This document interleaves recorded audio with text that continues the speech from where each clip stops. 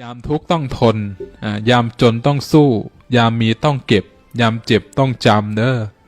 ยามทำต้องคิดยามผิดต้องแก้ไขยามแค้นนี่ต้องให้อภัยยามท้อแท้ไม่เหลืออะไรโยมต้องให้กำลังใจตัวเราเองฉะนั้นพยายามท่องเข้าไว้ท่องอย่างเดียวไม่ได้นะโยมนะโยมต้องปฏิบัติด้วยนะเวลาทุกข์มันก็ต้องทนนะโยมเนาะ เวลาจนมันก็ต้องสู้เวลามีเราก็ต้องเก็บนะเวลาเจ็บมันต้องจำเวลาทำมันก็ต้องคิดนะเวลาจะทำอะไรเวลาผิดก็ต้องแก้ไขนะโยมนะไม่ใช่แก้ตัวนะยามแค้นก็ต้องให้อภัยได้โยมเด้อนะเพื่อเป็นการไม่ผูกเวรผูกกรรมกันนะยามท้อแท้ไม่เหลืออะไรโยมต้องให้กำลังใจตัวเราเองเด้อท่านผู้ชมท่านผู้ฟังธรรมทั้งหลายนะครับสบายดีตอนบ่าย1 โมงนี่วันที่เท่าเลยวันที่22 เดือน 2 2025อะไรเนาะพี่น้องเนาะเบิ่งไหมกระลานเบียร์มากทางมีข่อยต้นไม้ข่อยเอามาปลูกเซอเนาะหอนยามเพิ่นมาลงทุนเซอสินะเม็ดทุนละล้าน1 ล้านตายเมื่อพี่น้องเอ้ย1ก็ตัวเองบ่ไหลอยู่เฮือนเนาะ2มากะไล่น้ำบาลานนี่มันเพละจุดประสงค์บางห่านเธอลูกสาวเขาอยู่มาหลายอาทิตย์หนึ่งแล้วเนาะอยู่หินเฮิบนะบาแม่เมื่อเฮือนต่อนำเขาสวนก่อนเนอว่าสิเนาะมานัดช้างเนาะช้างผู้ทำอิฐก็ว่าค่าเบียกมานัดผู้ที่2ก็ว่าทาคิวเนออีก2-3 มื้อมาทาอยู่2-3 มื้อโทรไปขอว่าค่าเบียกอีกก็เลยหลายอาทิตย์นึงแล้วบ่ไหลมาทาอันลงน้ำบาลานเนี่ยแต่ว่าทุบเฮือนทุบห้องเฮือนบิเลเวกเฮือนสักกะไกลสิสำเร็จแล้วแต่ว่าน้ำบาลานนี่ยังเพื่ออะไรเฮ็ดเลยบ่ดีห้องก็เลยหักสิมาปลุกหักสิมาตังอันท่อน้ำนี่เองเบิ่งตัง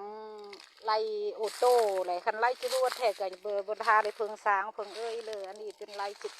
โอโต้ลองเบิ่งมันสิเป็นบอหันเอาเจอสวยหงเลยเด้อคันว่าฮักทำเด็ดสิท้ายหัวเบิ่งอีกครั้งทาก้าวแหงมากินกล้วยสุกกับเขือน้ำหงเด้อนี่แล้วก็ตัดจากเขือมาฮักน้อยเขาบ่ได้หดน้ำหลวดแต่ว่าฮักตึงบ้านดีนี่กำลังซุ่มกล้วยเดียวหัวนี่ก็ฮักอันนั้นอยู่ใครตายแลดเมิดบ่มีน้ำซื้อหรือบ่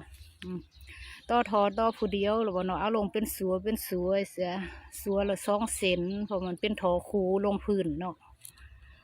แล้วอันดอทาก้าวแหงแต่ละสัวหันจะเลยโจอยู่ประมาณ10 นาที5 นาทีนี่แหละก้าวแหงเลยจังเอาลงเป็นสัวนี่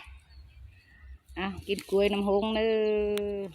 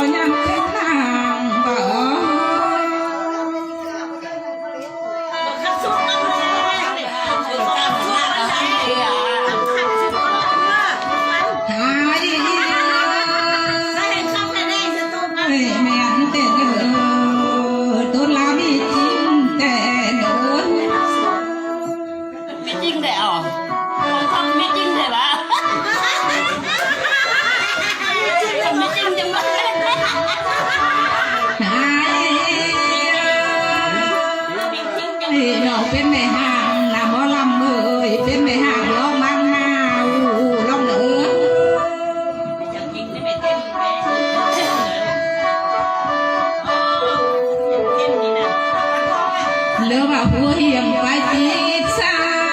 วต้นนางนาจังเลยเป็นทางคนดีน้องเออ Nên nó lẽ sai à Vinh đi được bay nó Vinh Mẹ đó ถ้าว่ามาฮอดนี้นะความโชคดีได้เสื้อจันลายก็เนอ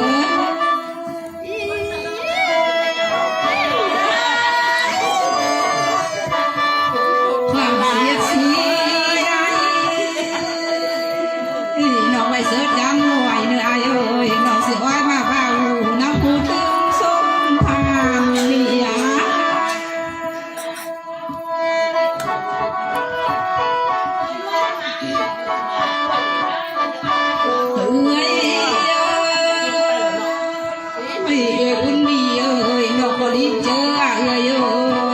เสือคนโพดดีมาโพดนานจมหมา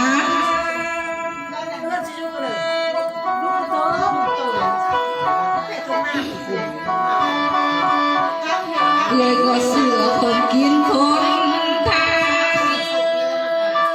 งเลยบุญมีเอ้ยมาแถมสมพานเอ้ยโอ้คำก็ไรสาลีเจอน้องหมา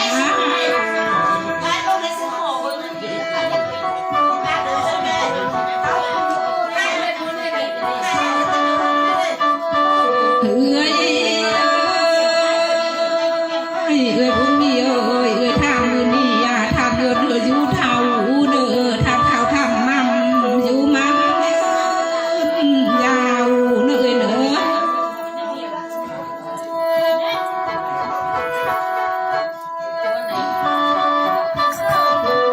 อันดับด้านเจ็ดการเป็น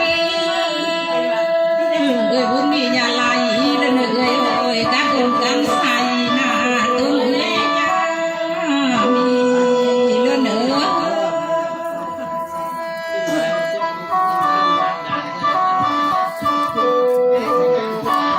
ยังอยู่ลีเนอบุญมีเอ้ยอยู่เสือห้องห้องเนื้อคือบอกเรื่องเพื่อนหานี่เนื้อ Phải rồi Nhạc khắp cho một hồi เลือว่านาเดี๋ยวนี้เหมือนนาบุญมีเอ้ยอยู่กาแก้มเด้อคือบอกมาโบวันเรือนซ้ำนี่เนื้อแปลงน้องเนื้อ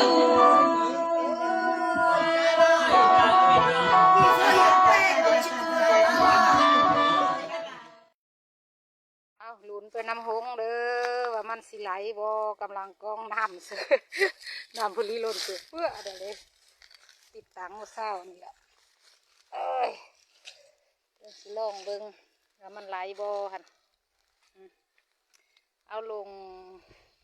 30 ปลายเมตร8 ถอ10 เมตร32เนาะ32 เมตรลุ้นไปน้ำเดียวเด้อกองน้ำเสือเต็มแล้ววันนี้แล้วอันนี้อัดวันนี้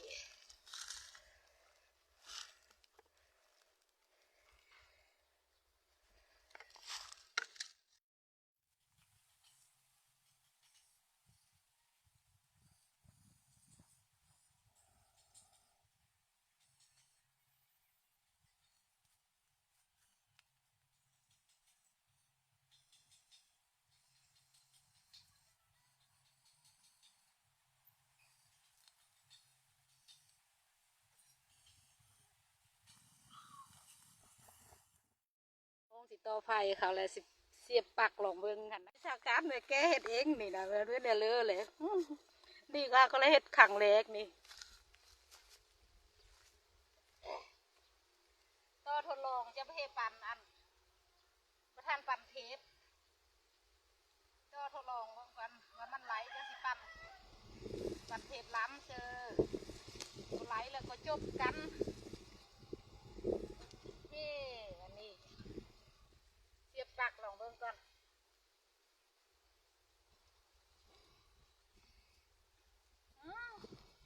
ตึงกระตังเลยว่ะ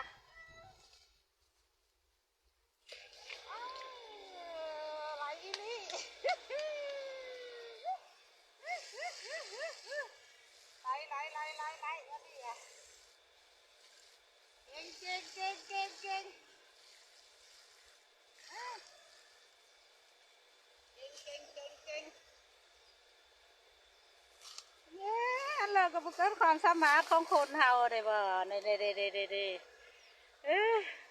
บุงจากพี่น้องเอ้ยคุมเอ็ดเมื่อวานตอนแหลงคุมต่อท้อมื่อนี้ตอนเช้าคุมติดตังจักไหลเหลือง